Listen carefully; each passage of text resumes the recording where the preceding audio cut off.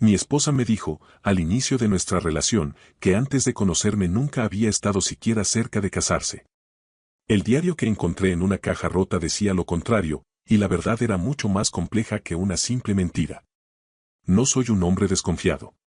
Nunca he revisado el teléfono de Clyde, ni sus correos, ni he hecho ninguna de esas cosas silenciosas y desesperadas que hacen los hombres cuando un matrimonio ya se está desmoronando. 11 años juntos, y no tenía motivo. Ella es la mujer que deja notas en el bolsillo de mi abrigo antes de que viaje. La que metió una vela pequeña en mi maleta para un viaje de trabajo porque recordó, sin que yo se lo dijera, cuánto detesto el olor de los hoteles. Confiaba en ella como se confía en la gravedad. No como una decisión, sino como un hecho. Así que cuando encontré el diario, no estaba buscándolo. Habíamos estado alquilando un trastero desde que nos mudamos de casa hace 3 años, uno de esos lugares donde se acumula todo lo que no puedes tirar, pero que en realidad tampoco usas. Lámparas viejas. La vajilla de su abuela. Una cinta de correr rota que siempre jurábamos reparar. Clyde estaba en el trabajo. Yo había ido solo a buscar los adornos de Navidad. Una caja cerca de la puerta se dio y se abrió, esparciendo su contenido sobre el suelo de hormigón. Entre el desorden había un cuaderno pequeño. Verde oscuro. Forrado en tela. Sin nombre en la portada. Casi lo tiré al montón de cosas para desechar. Casi. Aún no lo sabía, pero lo que estaba escrito en ese diario me haría cuestionar cada conversación que habíamos tenido sobre su pasado. No porque me hubiera mentido, sino porque lo que había omitido era, de algún modo, peor. Pero lo abrí. Por curiosidad. De la inofensiva. La letra era de Clyde.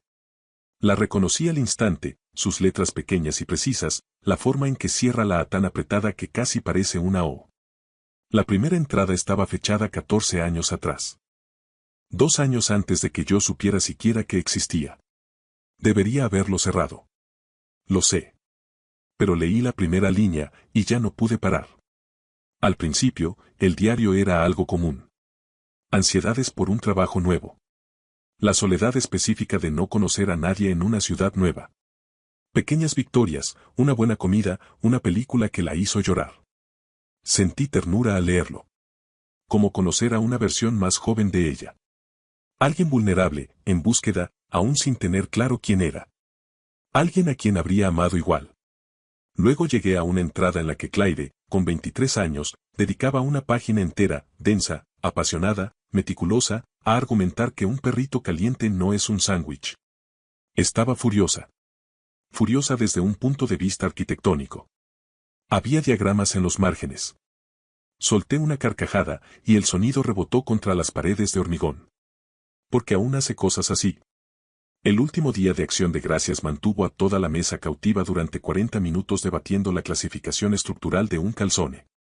Yo pensaba que era una manía que había desarrollado con el tiempo. Resulta que llegó a este mundo ya completamente formada, lista para defender hasta el final las posturas más específicas imaginables. Por un momento, solo fui un hombre sentado en el suelo de un trastero, absolutamente cautivado por su esposa. Y entonces pasé la página. Y todo lo que creía saber sobre ella se desplazó, en silencio, de forma permanente, como un cuadro que ha estado colgado ligeramente torcido durante años y que uno apenas acaba de notar. Escribía sobre un hombre. Se llamaba Daniel. Llevaban casi 2 años juntos. Escribía sobre él como escribe la gente cuando el amor todavía se siente como un secreto que les asombra poder guardar, en voz baja, con cuidado, como si temieran que decirlo demasiado alto pudiera romperlo. Su risa. La forma en que le tomaba la mano en el coche sin siquiera mirarla. El hecho de que, por primera vez, la hacía sentir que no estaba actuando. Me dije que eso estaba bien. Ella tuvo una vida antes de mí. Por supuesto que la tuvo. Pero seguí leyendo. 3 entradas después, esta noche me pidió que me casara con él. No de manera oficial, sin anillo, sin cena. Estábamos sentados en el suelo comiendo comida para llevar y simplemente preguntó, ¿qué piensas? ¿Deberíamos hacerlo de verdad? Y yo dije que sí. Creo que dije que sí antes de que terminara la frase. Me dejé caer en el suelo de aquel trastero. Porque Clyde me había dicho, al inicio de nuestra relación, en esa forma desprevenida en que la gente dice la verdad, que antes de mí nunca había estado cerca de casarse. Yo le había creído por completo. Nunca tuve una sola razón para no hacerlo. Pero eso ni siquiera fue lo que me dejó sin aliento. Aún quedaban 12 páginas en aquel diario. Y lo que encontré en la última entrada, una sola frase escrita en noviembre, era algo para lo que no estaba preparado en absoluto. Leí el resto del diario en aquella sala fría, iluminada por fluorescentes, rodeado de cajas rotas y adornos navideños. Daniel llenaba página tras página. El barrio que habían elegido. El tipo de perro que tendrían. Escribía sobre cómo se lo contó a su madre y sobre cómo su madre lloró de felicidad. Sobre la sensación, por primera vez, de que su vida tenía una forma. Sonaba tan segura. Tan lista. Y entonces las entradas empezaron a acortarse. La letra, ligeramente menos precisa. Como si escribiera más rápido, o con una mano que ya no estaba del todo firme. Y luego, una entrada de noviembre del año siguiente. Solo una línea. Se ha ido. Y no sé cómo explicárselo a nadie, así que no lo haré. Después de eso, su nombre no volvió a aparecer. Regresé a casa con ese diario en la guantera y su nombre dando vueltas en mi cabeza. No tenía idea de qué iba a decirle. Pero tampoco sabía, aún, que Clyde ya sabía que lo había encontrado. Lo supo en el mismo instante en que cruzó la puerta. Conduje despacio. Dejé el diario en la guantera. Me quedé sentado en la entrada de casa durante un largo rato. Lo que sentía no era algo limpio, y quiero ser honesto con eso. Una parte de mí estaba herida de una forma que no tenía del todo sentido racional, no era rabia, ni exactamente traición, sino una desorientación silenciosa. Como mirar una fotografía que has visto 1000 veces y, de pronto, notar algo en el fondo que lo cambia todo.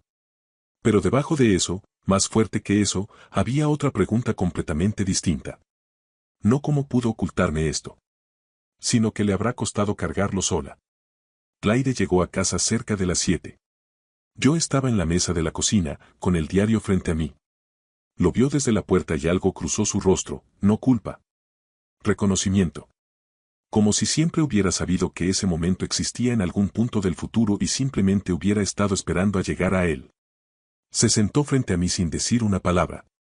Ninguno de los dos habló durante lo que pareció mucho tiempo. Lo que me contó a continuación, la verdadera razón por la que nunca pronunció su nombre en voz alta en 11 años de matrimonio, era algo que yo no había considerado. Ni de lejos. Y cambió por completo la forma en que la entendía. Lo encontré en el trastero, dije. La caja se rompió. Miró el diario. Olvidé que aún no tenía. ¿Alguna vez ibas a hablarme de él? El silencio se alargó lo suficiente como para que escuchara el zumbido del refrigerador. Estuve a punto, dijo. Varias veces. Pero cuanto más tiempo pasaba, más difícil se volvía a explicar por qué había esperado tanto. Entrelazó las manos sobre la mesa. Y al final empezó a parecer que lo reabría sin motivo. ¿Qué le pasó? Entonces me miró. Con los ojos firmes, siempre ha enfrentado los momentos difíciles de frente, es una de las cosas que más amo de ella. Murió, dijo. Un accidente de coche. Ese noviembre. No estábamos oficialmente comprometidos, sin anillo, sin anuncio. Así que, para el mundo. Solo estábamos saliendo, lo que significaba que no podía vivir el duelo como se vive por un prometido. Tuve que hacerlo en silencio. Hizo una pausa. Y luego simplemente seguí haciéndolo así. En silencio. Durante mucho tiempo. Debería habértelo contado, añadió. Me convencí de que no importaba, de que había sido antes de nosotros. Pero la verdad es que me avergonzaba cuánto seguía pensando en él a veces. Y temía que creyeras que significaba algo que no era. ¿Lo significa? Pregunté. ¿Significa algo que no es?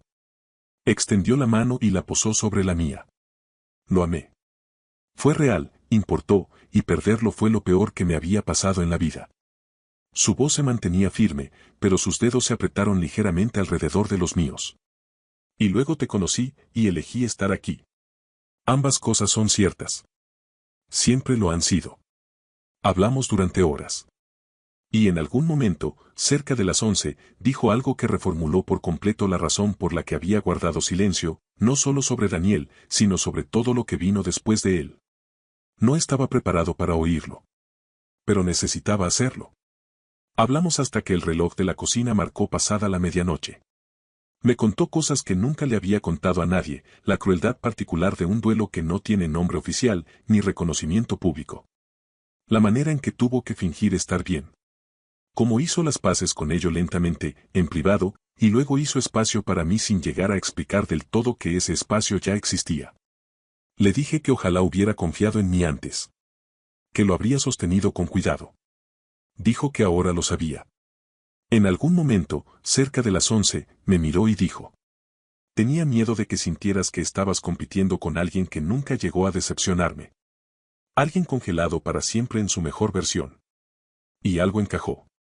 Los muertos idealizados son imposibles de igualar. Nunca llegan a ser ordinarios. Nunca dejan los calcetines en el suelo, ni dicen lo incorrecto, ni te muestran su peor lado. Permanecen, para siempre, en su punto más alto. Entonces entendí por qué había tenido miedo, y entendí que su silencio había sido, a su manera compleja, un acto de protección. Y luego, justo en medio de la conversación más seria de nuestro matrimonio, hizo algo tan absolutamente, tan perfectamente propio de Clyde que casi no podía creerlo. Y cambió por completo la atmósfera de la habitación en cuestión de segundos. De pronto, sin venir a cuento, me señaló desde el otro lado de la mesa y dijo: para que conste, un perrito caliente no es un sándwich. No voy a reabrir este debate. La miré fijamente. Leí tu diario. Abrió los ojos de par en par. ¿La página del perrito caliente? La página entera. Incluidos los diagramas. Se cubrió el rostro con las manos. Dios mío. Tenías notas al pie, Clyde. Brenda de contabilidad estaba completamente equivocada y yo necesitaba ser rigurosa. Nos desmoronamos por completo. Reímos hasta quedarnos sin aliento, hasta que todo lo pesado que había en la habitación se resquebrajó y dio paso a algo más ligero y familiar. No solucionó todo. Pero me recordó, de una manera que solo lo absurdo puede lograr, que seguíamos siendo nosotros. Cuando la risa se apagó, el silencio volvió, pero ya no era el mismo. Más suave. Ella seguía mirando la mesa, sonriendo, y yo la observaba como a veces hago cuando no se da cuenta. Lo que le dije después, nunca se lo había dicho así. No en 11 años. No con ese significado tan preciso. Y vi cómo se reflejaba en su rostro como algo que llevaba mucho tiempo esperando escuchar. Oye, dije. Levantó la mirada. Me enamoré de ti un martes. Me incliné y aparté un mechón de su cabello detrás de la oreja, ese gesto pequeño y automático de 11 años. Llevabas un impermeable amarillo y estabas discutiendo con una máquina de autopago como si hubiera insultado a tu familia. Y pensé, quienquiera que sea esa mujer, quiero conocer absolutamente todo sobre ella. Todo lo difícil. Todo lo vergonzoso. Todo lo de los diagramas en los márgenes. Negué con la cabeza. Y todavía lo quiero. Todo. Incluso las partes que has estado guardando en trasteros. Me miró durante un largo instante, con esos ojos que a veces hacen lo mismo, llenarse sin llegar a derramarse. La máquina de autopago estaba equivocada, dijo en voz baja. Sin duda lo estaba, respondí. Se levantó, rodeó la mesa y, en lugar de sentarse frente a mí, se sentó a mi lado, algo que hace desde nuestro primer apartamento cada vez que una conversación pasa de lo difícil a lo tierno. Apoyó la cabeza en mi hombro. Yo la rodeé con el brazo. Nos quedamos así, en la cocina en silencio, sin decir nada, porque hay cosas que no necesitan palabras cuando ya han sido dichas como corresponde. Tú habrías seguido leyendo el diario, o lo habrías cerrado en cuanto comprendiste lo que era. Quiero saber qué habrías hecho. Déjalo en los comentarios, los leo todos. Antes de dormir, le pregunté qué quería hacer con el diario. Lo tomó y lo sostuvo un momento, como se sostiene algo cuando por fin te despides de ello de verdad. Luego dijo: creo que estoy lista para dejarlo ir. Hizo una pausa. Después de quitar los diagramas. Los diagramas los mantengo.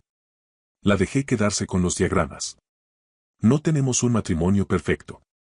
Pero ahora tenemos uno honesto, de una forma que tiene más profundidad que antes, de esa que solo surge tras atravesar una conversación difícil y encontrarse, aún así, de pie al otro lado. Algunos secretos no son maliciosos. Algunos son simplemente el duelo disfrazado. Y algunas de las cosas más importantes de la persona que ama son aquellas que sobrevivió antes de que tú llegaras, y esos rasgos concretos, obstinados, maravillosos que siempre estuvieron ahí, esperando a que los descubrieras. La conozco mejor ahora que antes de abrir esa caja. Y eso no es poca cosa. Lo es todo.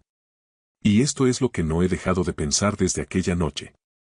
Entré en ese trastero creyendo que solo iba a buscar adornos de Navidad. Salí con el capítulo perdido de la vida de mi esposa en las manos. El capítulo que la quebró, la vació y la reconstruyó en silencio hasta convertirla en la mujer que, de algún modo, me eligió un martes cualquiera. Pensé que había encontrado una prueba de que algo en nuestra vida no era real. Lo que en realidad encontré fue la razón por la que ama como ama, con cuidado, con profundidad, como alguien que sabe de primera mano lo que significa perderlo. Sobrevivió a algo que debería haberla cerrado. En cambio, la abrió. Y yo soy la persona para la que se abrió.